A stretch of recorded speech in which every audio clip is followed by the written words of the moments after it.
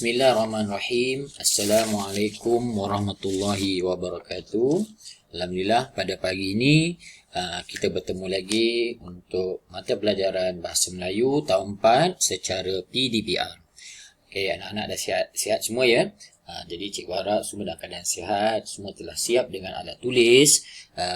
Dan jangan lupa tadi sepatutnya sudah mulakan subjek kita hari ini, mata pelajaran kita hari ini dengan umur kitab dan bacaan doa. Okey, pada pagi ini untuk pelajaran Bahasa Melayu tahun 4, cikgu akan menyentuh tentang surat kiriman. Okey, cikgu pasti semasa anak-anak di tahun 3 tempoh hari telah bermula belajar tentang surat kiriman. Dan pada hari ini, cikgu akan teguhkan lagi surat kiriman yang telah kamu pelajari daripada cikgu tahun-tahun yang lepas. Dengan cikgu nak memperkenalkan surat kiriman pada pagi ini, dua jenis surat kiriman yang akan dipelajari oleh murid-murid dari sekolah rendah sampai ke sekolah menengah. Okey, dah bersedia? Baiklah. Untuk murid sekolah rendah nanti, okey, kamu akan belajar daripada cikgu serta cikgu-cikgu lain insya-Allah, iaitu dua jenis surat, iaitu yang pertama surat kiriman rasmi, manakala yang kedua ialah surat kiriman tidak rasmi. Okey, inilah surat kiriman rasmi dan yang kedua ialah surat kiriman tidak rasmi. Jadi ada dua perkara saja yang kita akan belajar, surat kiriman rasmi dan surat kiriman tidak rasmi. Baiklah, untuk surat kiriman ini, jadi pada pagi ini cikgu nak memperkenalkan ciri-ciri yang terdapat dalam surat kiriman yang kamu akan tulis sepanjang kamu berada di sekolah, di bangku sekolah. Dan insya-Allah nanti insya-Allah kamu apabila kamu bekerja juga nanti kamu akan gunakan pengetahuan ini untuk menulis surat kepada sesiapa. Baiklah, yang pertama pada pagi ini kita akan melihat ciri-ciri surat kiriman rasmi. Apa itu yang dikatakan surat kiriman rasmi? Surat kiriman rasmi mempunyai format yang khusus. Ini membawa maksud bahawa kita tak boleh tulis sebarang. Sebab dia ada formatnya tersendiri. Di mana letaknya alamat pengirim, di mana perlu letakkan alamat penerima, di mana perlu letakkan tarikh, di mana perlu letakkan jawatan, semuanya telah ditetapkan dalam penulisan surat kiriman rasmi. InsyaAllah nanti cikgu akan perkenalkan pada kamu tentang format surat kiriman rasmi ini. Baiklah, yang kedua, surat kiriman rasmi ini bersifat formal. Dia tidak akan menyentuh tentang soal-soal yang bersifat peribadi. Okey, maknanya kamu tidak boleh bercerita dalam surat itu tentang perkara tentang diri kamu, tentang pengalaman kamu, cerita tentang kisah sedih, kisah gembira, tak boleh. Kerana itu semua adalah bersifat peribadi. Okey, jadi surat kiriman rasmi ini lebih berunsur rasmi. Okey.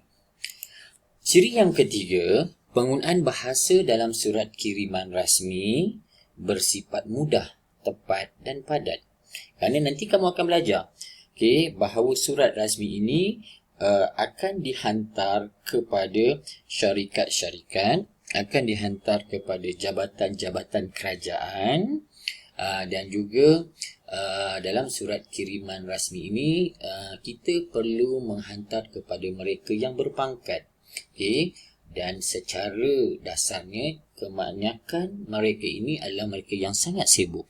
Jadi mereka tidak ada masa untuk membaca surat yang panjang. Mereka nak baca surat yang ringkas, tepat, mudah dan mereka faham apa yang kita maksudkan, apa yang kita kendaki dalam penghantaran surat tersebut. Dalam surat kiriman rasmi juga anak-anak, kita mestilah menggunakan laras bahasa yang formal.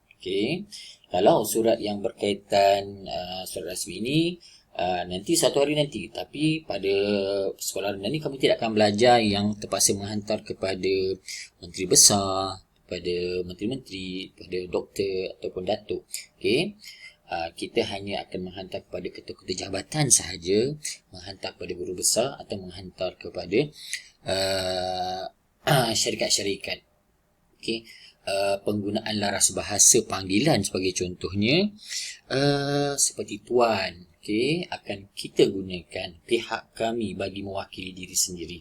Okey, tapi nanti satu hari nanti bila anak-anak berada di sekolah menengah, kemungkinan besar anak-anak diminta untuk menulis surat kepada ahli Dewan Undangan Rakyat, okey, ahli Dewan Undangan Negeri, memohon sumbangan atau nak memohon untuk mengadakan gotong royong. Pada masa itu nanti anak-anak akan belajar daripada guru sekolah menengah, iaitu kata panggilan seperti Yang Berhormat, okey, Datuk, Tan Sri dan sebagainya. Tapi dalam surat kiriman rasmi, laras bahasa panggilan ni mesti laras panggilan yang sesuai dan berbentuk formal. Yang kedua, dalam surat kiriman rasmi anak-anak, kita tidak dibenarkan, tidak digalakkan menggunakan bahasa kiasan, bahasa-bahasa peribahasa. Okey, mungkin kita nak meneguhkan surat kita tuliskan dengan kiasan atau peribahasa.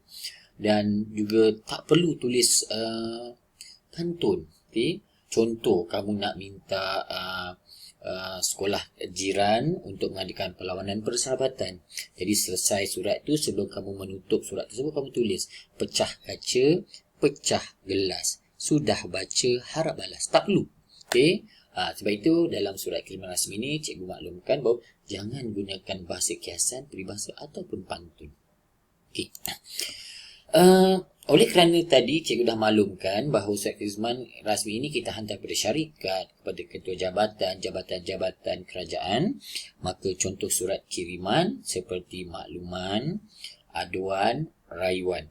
Okey, yang tiga ni insya-Allah kamu tidak akan belajar di sekolah rendah kerana dia agak tinggi. Okey, tetapi di peringkat kamu di sekolah rendah, kamu akan belajar permohonan kebenaran. Apa maksud permohonan kebenaran? Kamu memohon untuk mengadakan batuk pula pagi ni. Kebenaran untuk melawat zoo negara, planetarium, pusat sains, muzium negara. Permohonan kebenaran kamu mewakili kelab kamu atau persatuan kamu, persatuan sains, nak pergi lawat zoo negara. Nak memohon kebenaran mengadakan dan memohon untuk pegawai pengiring dalam lawatan tersebut. Kamu juga akan belajar tentang pesanan barangan. Kamu sebagai ketua kelas, mungkin kamu sebagai pengurusi nak beli barang daripada syarikat untuk kelab atau kelas kamu, jadi kamu mohon barangan. Dan juga satu lagi iaitu undangan kepada suatu aktiviti, iaitu kamu menulis surat kepada guru besar sekolah jiran untuk mengadakan perlawanan persahabatan, atau kamu sebagai pengurusi unit beruniform, contohnya pengakap, mengundang pengakap sekolah jiran untuk menyertai perkhemahan peringkat zon kamu. Okey, itulah surat kiriman rasmi.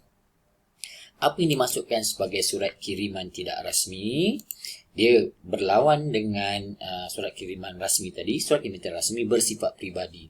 Kamu lebih terbuka nak bercerita tentang diri kamu, tentang keluarga kamu dalam surat tersebut. Pengalaman sedih, pengalaman manis, bertanya khabar, ada dalam surat kiriman tidak rasmi. Dan surat rasmi tadi jangan tulis nak bertanya khabar. Okey. Kebiasaannya surat kiriman tidak rasmi ini kita tujukan kepada ahli keluarga. Okey, saudara mara, sahabat baik dan guru. Apa maksud ahli keluarga?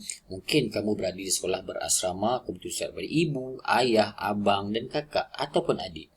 Manakala saudara mara, iaitu kamu menulis surat kepada datuk, nenek, pakcik, sepupu contohnya, sahabat baik, so pasti kamu tahu. Dan mungkin juga kamu menulis surat kepada guru yang telah bertukar. Harus cikgu ingat, kalau kamu menulis surat sahabat baik itu, biarlah sahabat baik kamu mungkin sedang berada di kampung ataupun telah bertukar. Jangan tulis surat kepada rakan yang berada sekelas dengan kamu. Okey, cikgu pernah jumpa dan sebenarnya cikgu beritahu kalau sekadar duduk bersebelahan tak payah tulis surat, bercakap saja dengan dia. Kemudian, tadi cikgu dah maklumkan dalam surat kiriman tidak rasmi kita boleh bertanya khabar, mengucapkan tahniah atau takziah, atau berceritakan pengalaman bila kamu bertukar, atau bercerita pengalaman selepas kawan kamu bertukar dari sekolah tersebut. Seterusnya, dalam surat kiriman tidak rasmi, dia ada penggunaan laras bahasa bagi terpanggilan. Nanti kamu akan belajar, cikgu akan ajar kamu. InsyaAllah nanti mungkin cikgu-cikgu bahasa Melayu kamu juga nanti akan belajar tentang kata-kata panggilan seperti saudara, saudari, ayahanda, bonda, cucunda, nenda. Okey. Itu dia laras bahasa kata panggilan yang mesti ada dalam surat kiriman tidak rasmi. InsyaAllah kamu akan belajar. Baiklah. Sekarang cikgu nak perkenalkan kamu dan nak memperlihatkan contoh surat kiriman rasmi. Pada hari ini, cikgu memilih surat kiriman rasmi memesan buku rujukan. Kita lihat. Okey. Ini sebagai contoh yang cikgu pilih. Surat kiriman rasmi. Ini cikgu beritahu tadi, dalam surat kiriman dia ada formatnya tersendiri, iaitu alamat penerima, alamat pengirim, alamat penerima, tarikh, kata panggilan, tajuk. Kemudian kamu lihat cara menulis, tidak melirik, tidak ada pantun, tiada kiasan. Dan kamu akan dapati sekiranya kamu mewakili satu organisasi dalam sekolah, maka ada ditulis nama dan jawatan kamu. Ini contoh penulisan bagi surat kiriman, surat kiriman rasmi. Yang ini kali ini cikgu memilih pesanan membeli buku-buku rujukan. Baiklah, kita lihat pula. Seterusnya, contoh surat kiriman tidak rasmi. Okey, untuk surat kiriman tidak rasmi, okey, cikgu tunjukkan contoh memohon kebenaran daripada ibu. Minta maaf ya. Okey, minta maaf. Okey, lain pula yang keluar ya. Okey, sebentar. Okey, kembali semula. Okey. Kenapa ya? Sebentar. Okey. Okey. Baiklah. Okey, insya-Allah harap bolehlah keluar ya. Okey, ini contoh surat kiriman rasmi, surat kiriman tidak rasmi, iaitu Sekolah Menengah Sains Hulu Selangor, Hulu yang baru, iaitu surat di mana anak menulis surat kepada ayah ibunya untuk mohon kebenaran menyertai ekspedisi Kelab Kembara ke Gua Tempurung Perak. Ini cikgu beritahu juga ada formatnya. Okey, alamat pengirim, tarikh, kata panggilan, bonda yang cikgu sebutkan tadi, jadi kata panggilan khas, dan juga mesti ada sekian terima kasih, dan ada juga siapa yang mengirim dalam surat tersebut. Baiklah. Okey anak-anak. Ini okey, cikgu dah perkenalkan, maka sekarang cikgu nak terangkan apa yang perlu anak-anak buat pada hari ini. Okey. Yang pertama, cikgu nak minta anak-anak sila ambil buku teks bahasa Melayu tahun 4.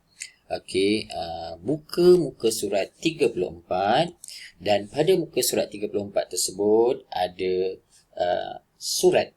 Okey, cikgu minta anak-anak baca dengan teliti surat dalam pada muka surat tersebut, dan apa yang perlu cikgu minta untuk anak-anak salin semula surat tersebut dalam karangan yang mengisi tempat kosong dengan jawapan yang betul. Jadi pada hari kita akan gunakan buku teks bahasa Melayu tahun 4. Boleh? Okey.